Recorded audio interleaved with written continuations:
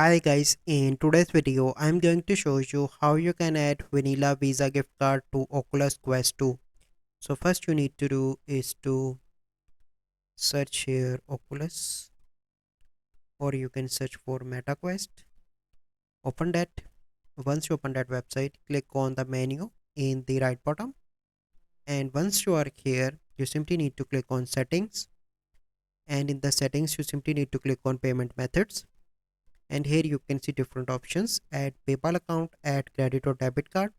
Click on that option, and here you need to fill out the detail of vanilla Visa gift card. Here select country, state, card number, and this all detail, and click on add. So this is the process. I hope you find this video helpful. If you find this video helpful, must like this video, subscribe to our YouTube channel for future videos. We'll see you in the next video. Thank you. Have a good day.